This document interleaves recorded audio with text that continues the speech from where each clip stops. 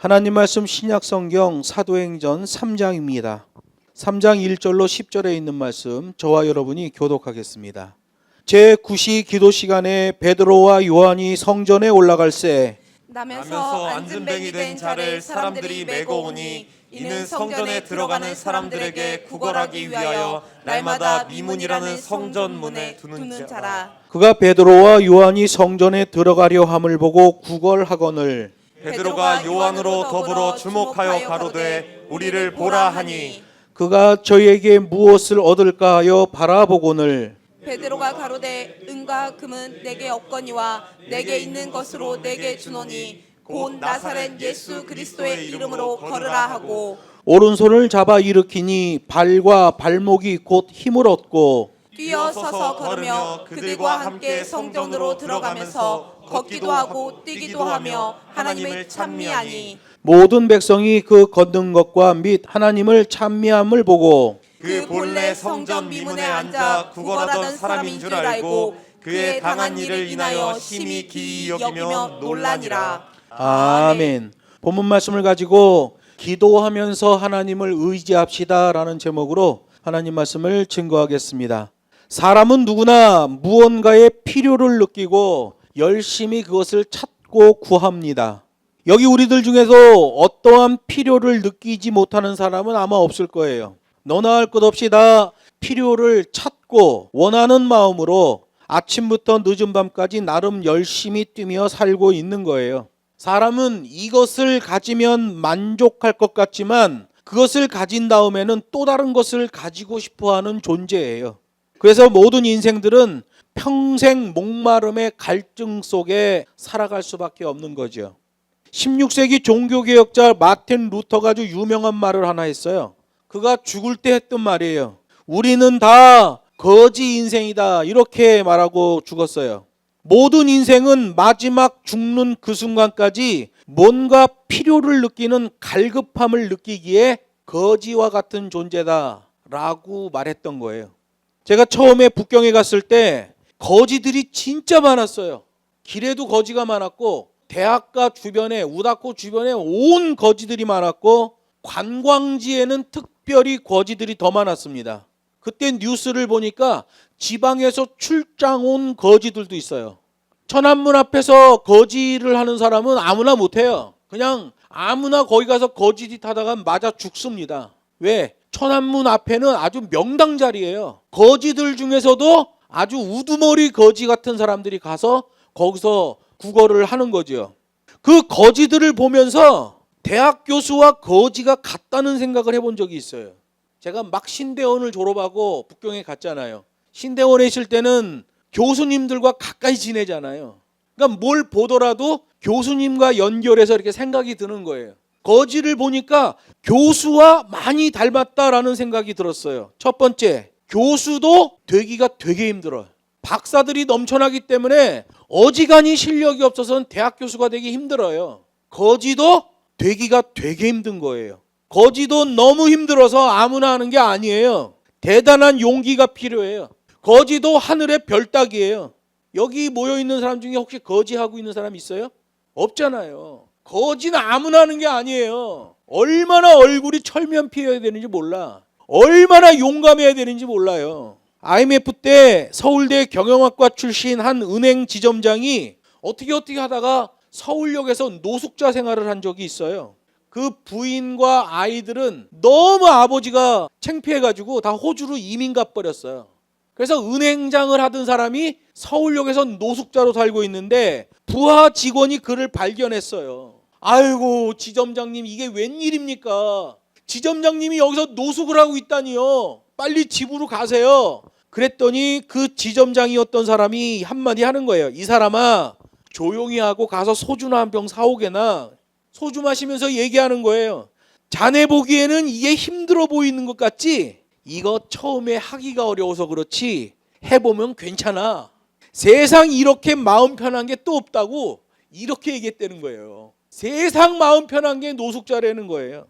여러분 교수도 거지도 되기가 되게 힘들어. 그리고 되기가 힘들어서 그렇지 되고 나면 걱정이 없어요. 교수가 딱 되잖아요. 그러면 특별히 문제가 없으면 정년이 될 때까지 철밥통입니다. 대학 교수는 철밥통이에요. 거지도 마찬가지예요. 당신 이제 나이 많고 늙었으니까 거지 생활을 그만하시오 라고 말하는 사람이 없어요. 거지도 정년 걱정이 없어요. 철밥통입니다. 그냥 그 자리를 제대로 지키고 있으면 먹고 사는 데는 지장이 없어요. 교수도 거지도 가방 하나씩 들고 다니잖아요. 교수는 책가방 들고 다니고 거지는 밥가방 가지고 다니는 거예요. 그것으로 밥 벌어먹기는 피차 마찬가지예요. 여러분, 우리 모두가 누군가에게 가서 찾고 구하는 게 분명한데 중요한 것은 누구에게 가서 구하느냐라는 거에 따라서 전혀 다른 인생이 되더라는 거예요. 하나님께 구하는 것을 기도라고 합니다. 사람들한테 구하는 것을 구걸이라고 해요. 누구에게 구하느냐에 따라서 전혀 다른 삶으로 차이가 나게 되는 거예요. 오늘 본문에는 두 종류의 사람이 나와요. 사람에게 손 내미는 사람이 하나 나오고 하나님께 손 내미는 사람이 나오는 거예요. 여기 1절에서 3절을 보면 기도하러 가는 사람이나 구걸하러 가는 사람이나 또 공통점이 있어요. 장소가 똑같아. 성전. 구걸하기 위해서 성전 미문에 앉아 있는 사람이나 기도하러 성전 안에 들어가는 사람이나 장소가 모두 성전이에요. 무언가를 구하고 찾는다는 것도 같아요. 구걸하는 사람은 사람에게 손 내밀고 있고 기도하러 간 사람은 하나님께 자기 손을 내밀고 있잖아요. 하나는 사람에게 구하고 다른 하나는 하나님께 구하는 것뿐이지 구하고 찾는 마음은 똑같아요. 또 똑같은 게 뭐냐면 규칙적, 습관적, 반복적으로 하는 행동이라는 게 똑같아요. 거지도 매일 규칙적으로 성전 미문 앞에서 구걸을 했고 기도하러 가는 사람도 매일 규칙적으로 성전에 들어가 기도하고 있잖아요. 구걸하는 사람이나 기도하는 사람이나 똑같아요. 유대인들은 하루에 3번 기도합니다. 아침 9시, 정오 12시, 그리고 오후 3시에 기도해요. 그래서 성경에서 오늘 1절에 보면 제9시 그러잖아요. 9시 그러면 더하기 6을 하면 됩니다. 그럼 우리나라 시간이에요. 9시 그러면 더하기 6을 하면 15시가 되죠. 그러면 오후 3시예요. 성경에서 6시 그러면 더하기 6을 하면 돼요. 그러면 12시 정오가 되는 거예요. 성경에서 제3시 그러면 더하기 6을 하면 돼요. 그러면 아침 9시가 되는 거예요. 그런 뜨거운 대낮에 아침 9시는 시원하다 치고 정오 12시와 오후 3시 하루 2번 그 대낮에 예루살렘 성전에 올라가는 것은 습관적이지 않으면 안 되는 거예요. 흐름과 체질화가 안 돼 있으면 될 수가 없는 거예요. 누가 그 더운 날 예루살렘 성전에 올라가겠어요? 여기 1절에 보면 올라갈세라는 말이 있는데 아나바이논이라는 말인데요. 미완료 반복 진행형이에요. 거지도 계속 규칙적으로 반복해서 올라갔고 베드로와 요한도 역시 반복해서 규칙적으로 예루살렘 성전에 올라갔다는 거예요. 공통점이 너무 많아. 장소가 똑같아. 무언가 구하고 찾는 게 똑같아요. 규칙적이고 습관적이고 반복적인 행동을 한 게 똑같아요. 그런데 분명히 다른 게 있어요. 사람에게 손 내밀면 초하지만 하나님에게 손 내밀면 거룩하다고 성경이 판단합니다. 근본적으로 차원이 다른 거예요. 갈급할 땐 누구에게 손을 내미느냐? 힘겨울 땐 누구에게 손을 내미느냐? 고통이라는 노도가 밀려올 때 과연 누구를 찾아가서 손을 내미느냐가 중요한 거예요. 누구나 사람에게는 두 가지 마음이 있어요. 사람에게 손 내밀고 싶은 마음과 하나님께 손 내밀고 싶은 마음이 함께 존재합니다. 사도 바울도 로마서 7장에서 말해요. 내 마음으로는 하나님의 법을 섬기고 내 육신은 죄의 법을 섬기노라. 사람의 마음속에는 두 가지 마음이 같이 있어요. 연약하기 때문에 그래요. 그 두 가지 마음이 공존하고 있는 거예요. 여러분, 우리도 지난 한 주간 살면서 얼마나 갈등했습니까? 어디에다 손 내밀까? 사람한테 손 내밀까? 하나님께 손 내밀까? 사람한테 손 내민다면 저 사람한테 손 내밀까? 이 사람한테 손 내밀까? 고민하는 거예요. 우리의 마음속에는 항상 그 두 마음이 갈등하면서 힘든 시간을 보내게 되는 거예요. 오늘 본문에 나오는 이 거지는 처음부터 거지가 되고 싶어서 그렇게 거지가 됐겠어요? 이 사람은 태어나면서부터 장애가 있었잖아요. 몸이 불편했어요. 그 사람 나름대로는 최선을 다해 멋지게 살고 싶은 마음이 있었을 거예요. 남들처럼 나도 내 발걸음으로 성전에 들어가서 기도하고 싶다라는 생각이 들었을 거예요. 근데 자기 발로는 걸을 수가 없잖아요. 다른 사람 등에 업혀서 성전에 들어가 기도도 해봤을 거예요. 내가 비록 내 발로는 못 걸어가지만 다른 사람 등에 업혀서 성전 안에 들어가서 기도하면 내가 건강해질 수 있을 거야 라는 생각을 했을 수도 있어요.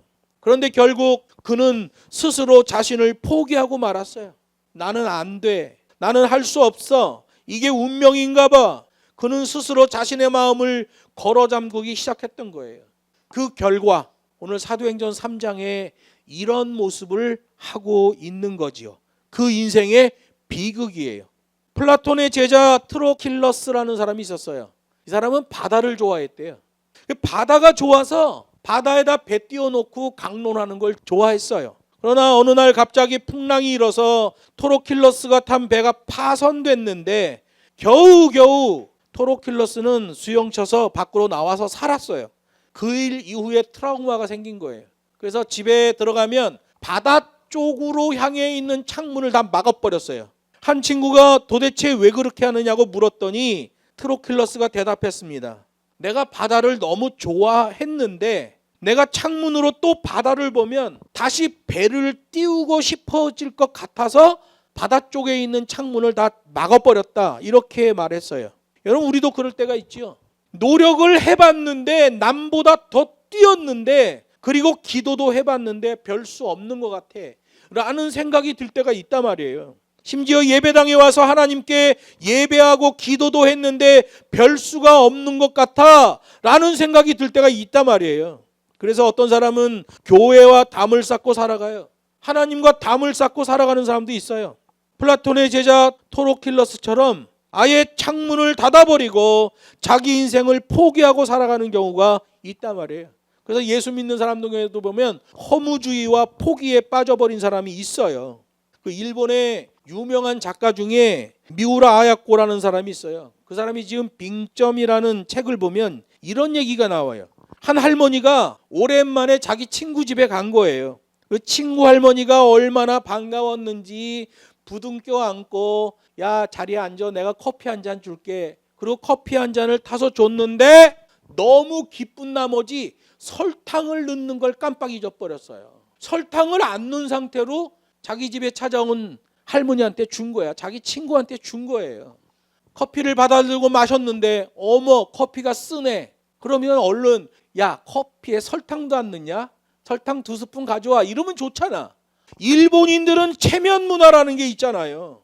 야, 설탕 가져와. 설탕 안 넣었어 라는 말을 못했어요. 그리고 친구 집에서 돌아와서는 고민을 하는 거예요. 왜 그랬을까? 나랑 제일 친한 친구인데 걔도 나를 무시하는 걸까? 그냥 잠을 안 자고 밤새도록 생각하다가 자살했어요. 난 친구한테 무시를 당했다. 그래서 자살해버렸어. 부유했던 일본이 아주 부자 나라였을 때 사람들이 돈이 넘쳐나니까 어떤 정신적인 충격만 오면 그냥 자살을 해버리는 거예요. 또 그 빙점에 보면 이런 얘기도 하나 있어요. 한 셀러리맨이 결혼을 했어요. 그 집에 왔는데 젊은 아내가 쌀을 씻고 있는데 보니까 생수를 사용하고 있는 거야. 수돗물을 안 사용하고 생수로 쌀을 씻는 모습을 본 거예요. 그래서 막 버럭 화를 낸 거예요. 세상에 돈이 남아도냐? 어떻게 생수로 쌀을 씻냐? 이거 가지고 부부가 옥신각신하다가 남편이 방으로 들어가더니 문을 꽝 닫아버렸어요. 그리고 방에서 고민하는 거예요. 내가 결혼을 잘못했나? 왜 이렇게 내 말을 듣질 않나? 고민하다가 10층에서 떨어져 죽어버렸어요. 생수냐 수돗물이냐로 싸우다가 떨어져 죽어버렸어요. 여러분, 요즘 자살이 굉장히 늘어나고 있는 통계가 있잖아요. 모두 자기를 포기한 사람들이에요. 그렇게 자살까지는 아니라도 자기 마음의 창문을 걸어 잠그고 자신의 굴레 안에서 살아가는 사람들이 얼마나 많은지 몰라요. 여기 사도행전 3장에 나오는 이 미문에 앉은 거지, 마음의 창문을 닫고 있는 사람이에요. 본문의 거지도 나름 최선을 다해서 사는 것 같아요. 보세요. 매일 불볕이 내리쬐는 그 낮에 미문 앞에 가서 구걸을 했단 말이에요. 햇빛 뜨거운 오후 3시, 몸이 불편한 장애가 있는데 제대로 움직이지도 못하고 거기 앉아서 한 자리를 지키고 있는 거예요.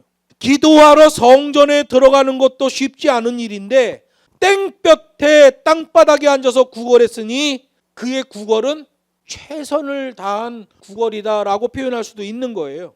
그것도 40년 동안이나 거기서 그렇게 구걸을 했다면 재산을 좀 모았지 않겠나라는 생각도 들어요. 왜냐하면 이 성전 미문, 이 미문은 아름다울 미자를 써요. 아름다운 문이에요. 요지라는 거예요. 천안문 앞에는 거지 왕초만 거기서 구걸을 할 수 있어요. 성전 미문에 앉아있는 거지는 그 예루살렘 성전 근처의 거지들 중에 왕초라고 봐도 과언이 아니에요. 성전 미문은 요지요 명당이에요.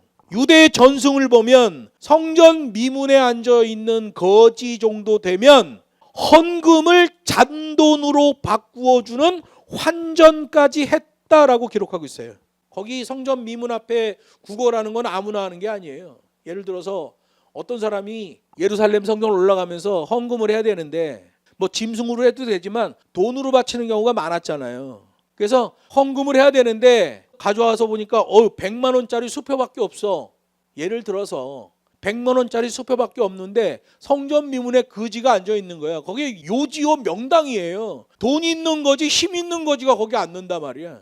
그러면 그 거지한테 가서 환전 됩니까? 물어보면 네 됩니다. 얼마 바꿔줘요? 100만 원짜리 수표입니다. 어떻게 바꿔드릴까요? 네 5만 원짜리 뭐 반에 만 원짜리 반 바꿔주세요. 이럴 수도 있고 만 원짜리로 다 바꿔주세요. 100만 원짜리 수표 가져와서 만 원 헌금하는 거지. 그거 안 바꿔주면 어떻게 해요? 100만 원짜리 헌금해야지 어떻게 해. 환전 역할을 했던 게 성전 미문 앞에 앉아있는 거지였다는 게 유대 전승사에 나온단 말이에요. 문제는 그렇게 그 거지가 최선을 다하고 살았고 혹여 돈을 많이 벌었다 손 치더라도 그게 무슨 의미가 있냐는 거예요. 아무리 돈을 많이 벌었어도 본질적으로 그 사람은 거지라는 한계를 못 벗어나는 거예요. 여러분 우리도 마찬가지예요. 어떻게 하면 돈을 많이 벌까? 누구를 만나야 돈을 벌까? 어떤 요지에 앉아야 돈을 벌까? 여기에 손 내밀까? 저기에 손 내밀까를 생각하잖아요. 그런 생각으로 눈을 뜨고 그런 생각하며 출근하고 그런 생각하며 잠을 잔단 말이에요. 이 시대도 사람들이 그렇게 똑같은 생각을 하면서 살다 보니까 돈 때문에 서로 싸우고 다투는 뉴스가 가득한 거예요. 심지어 톱 클래스에 있는 권력을 가진 자도 그 권력을 이용해서 엄청난 돈을 챙기려고 하는 거예요. 서로 자기가 돈방석에 앉으려고 하니 이 시대에 하나님이 우리를 보실 때 장관이나 거지나 다 똑같은 거예요. 생각과 추구가 다 닮아버렸어요. 목사나 거지나 똑같고 목사나 강도나 똑같은 시대가 돼버렸어요. 기독교가 비참해진 거죠. 냉철하게 자기를 돌아봐야 돼요. 나는 누구에게 손을 내밀고 있는가? 손을 내밀려고 누구를 찾고 있는가? 21세기 욕심의 바리새인이 되진 않았는가? 요즘 사람들을 보면 하나님이 말씀하실 거예요.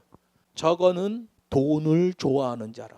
그래서 여러분 영끌은 죄악입니다. 목사들이 이거 함부로 말하지 못합니다. 왜? 교회마다 너무나 많은 사람들이 영끌을 했기 때문에 이거 말하지 못해요. 그러나 성경에서 그렇다고 하면 목사는 목에 칼이 들어올 걸 각오하고 선포해야 돼요. 영끌은 죄예요. 그거 속히 하나님 앞에 회개하지 않으면 인생이 망가져 버리는 겁니다.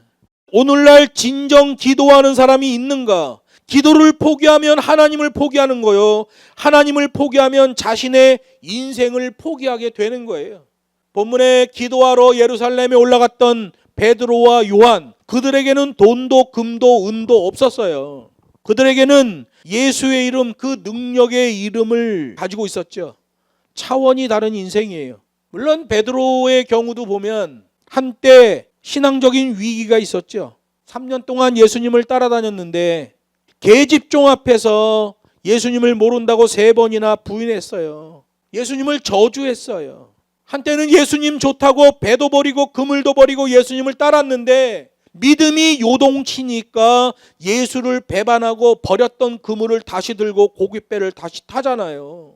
오늘 우리는 무엇을 추구하고 어디를 향하여 달려가고 있는가? 나는 정말 기도의 사람인가? 아니면 구걸하는 사람인가? 둘 중에 하나예요. 많은 사람들이 자기 스스로 나는 최선을 다하고 있어 라고 말하지만 나중에는 너무 쉽게 포기해버리는 걸 보게 돼요. 여러분, 우리 그리스도인들은 아무리 노력해도 어쩔 수 없는 가운데서도 결코 포기하지 않고 하나님께 손을 내미는 사람들이에요. 우리 기독교인들이 그런 사람들이에요. 성경은 그런 사람을 기도의 사람이다 라고 말하잖아요. 그래서 기도는 마치 어린아이가 자기 힘으로 최선을 다했는데 일이 허사일 때 아빠에게 도움을 요청하는 것과 같은 거예요. 포기하지 말아야 돼요. 우리는 포기하면 안 돼. 포기라는 말은 배추 셀 때만 사용해야 돼요. 노력하다가 나는 포기할 거야 이런 말 하지 말아요. 저는 자전거 탈 때도 언덕 길을 쓰고 올라가요. 우리 정서가 증인이에요. 그냥 언덕이 아니라 벽처럼 생겨있는 이렇게 가파른 언덕들도 있어요. 국토종주하다 보면 전 그냥 올라갑니다. 끝까지 막 죽을 각오라고 올라가요. 어떤 언덕이든 다 올라가잖아, 그지? 언덕에서 내가 자전거를 끌고 가는 걸 본 적 있어? 난 끝까지 올라가요. 막 죽을 각오라고 올라가요. 포기하지 않아요. 말씀을 맺습니다. 오늘 성경을 보면 복음적 기도는 베드로와 요한의 필요만 채운 게 아니라 타인의 필요까지 채우는 능력이 있다는 걸 보여주고 있어요. 즉 기도는 나 자신뿐만 아니라 다른 사람의 필요까지 채워주는 능력이 나와진다는 거예요.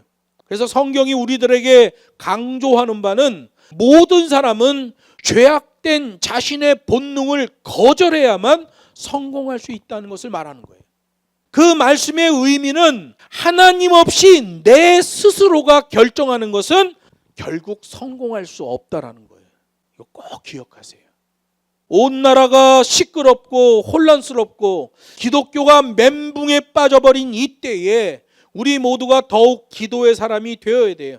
세상 그 어느 것보다도 더 위대하신 하나님을 신뢰하고 하나님께 기도하면서 하나님을 붙들고 인도함을 받는 우리가 되어야 돼요. 하나님은 우리 그리스도인들에게 모든 가능성을 열어놓고 계셔요. 정확하게 기도하는 자에게 정확하게 응답하시는 하나님이에요. 기준이 흔들려 버리면 인생이 비굴해지는 거예요. 더욱 기도하며 하나님을 의지해서 하나님의 기준에서 승리하는 저와 여러분 되기를 주 예수의 이름으로 축복합니다.